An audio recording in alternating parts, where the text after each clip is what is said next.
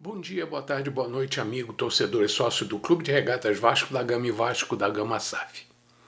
Rapaz, ganhamos de 2-1 na Sul-Americana contra o Audax Italiano do Chile. E como campeonatos sul-americanos são festivais de partidas de torneios repletos de jogadores ruins ou razoáveis de países de terceiro mundo, o Vasco foi ao Chile, que não vai à Copa do Mundo no meio do ano, para vencer um jogo que não pode ser avaliado tecnicamente. Alguns dizem que foi uma coisa horrível, outros que foi uma partida equivalente àqueles filmes classe B de Hollywood ou Bollywood fazem para gastar o dinheiro que está sobrando e que não acrescentam nada à história cultural do mundo. E a história desse jogo é típico de um roteiro que deve ser esquecido nas prateleiras dos arquivos históricos do Vasco. Começamos levando um gol contra de uma bola atrasada de um zagueiro, aliás, o representante chileno de nosso time, de longe da área que o nosso goleiro reserva deixou passar ao seu lado e entrar no gol. Até agora estou tentando entender por que o goleiro estava fora do gol, ao lado da trave e não na frente dela. Mas paciência, às vezes o time do Vasco sofre um AVC coletivo. E foi assim até o final do primeiro tempo. No segundo tempo, com as substituições efetuadas, o time resolveu acordar e sair do torpor em que estava. E como o Audax consegue ser muito pior que o time reserva e pouco treinado do Vasco, acabamos virando o jogo. Gol de pênalti claro em cima do Spinelli, que o próprio bateu com um tiro fulminante bem no meio do gol, no alto da rede. Como o Spinelli era o último jogador da defesa do Audax, antes de enfrentar o goleiro, o jogador do time chileno acabou sendo expulso. Com mais um jogador, o Vasco chegou ao segundo gol e poderia ter conseguido aumentar o placar se não estivesse em uma noite muito estranha. Tão estranha que o segundo gol foi do Matheus França, que entrou no segundo tempo e teve um desempenho razoável, assim como o colombiano Marino Inestrosa, e não me irritaram tanto. Só um pouquinho. E o Ramon Rick, da base, fez o time melhorar no meio de campo. A verdade é que essa Sul-Americana é um torneio meio esquisito, onde os melhores dos piores times da América do Sul batem umas peladas bem bizarras. Mas a verdade é que, mesmo não dando a mínima para o torneio, o Vasco acaba tendo chance de seguir disputando a classificação. Agora vamos para outro assunto, que não tem nada a ver com o jogo em campo. Então vamos lá. Se existe um clube que atrai para si todo tipo de contradição e olho gordo, esse clube é o Vasco. Como se fosse um ímã, o Vasco, por sua história, encanta pessoas de boa índole e coração, mas também seduz aqueles que adoram criticar, meter o pau e destruir o que há de bom. Assim como a tradição e o conservadorismo fascina pessoas que acreditam nos bons costumes, como família, fé e honestidade, há aqueles que, por diversos motivos, que não vou colocar em discussão agora, gostam de destruí-los.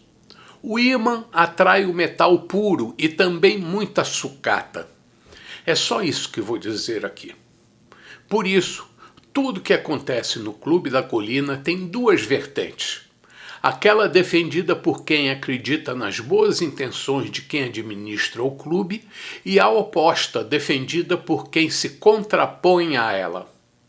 Às vezes as boas intenções dão com os burros na água e às vezes conseguem ganhar espaço.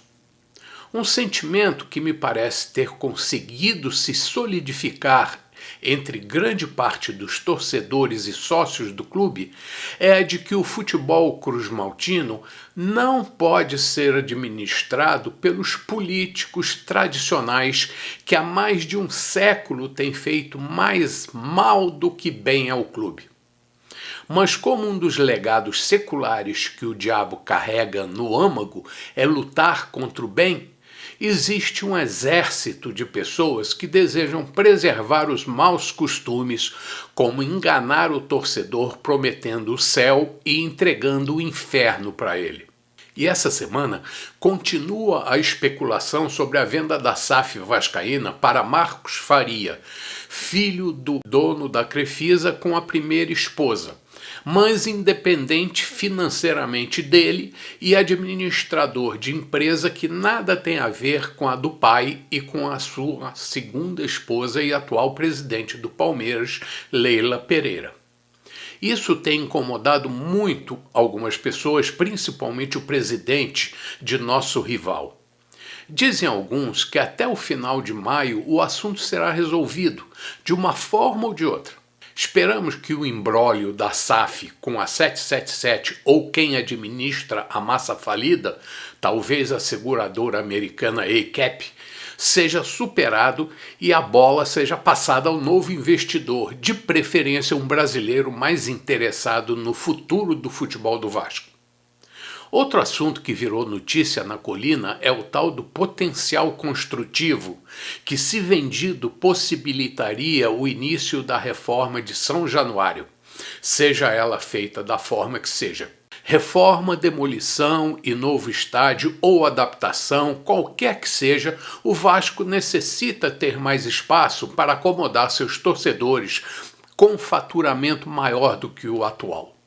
A verdade é que o Vasco só acomoda cerca de 20 mil espectadores em seu estádio atual, com renda que beira em torno de R$1 milhão.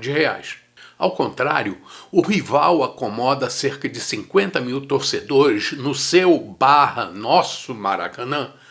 O problema é que não aparece ninguém disposto a comprar o potencial equivalente a 280 mil metros quadrados aprovados por lei municipal, que equivaleria a cerca de R$500 milhões e que permitiria iniciar as obras previstas ou sonhadas.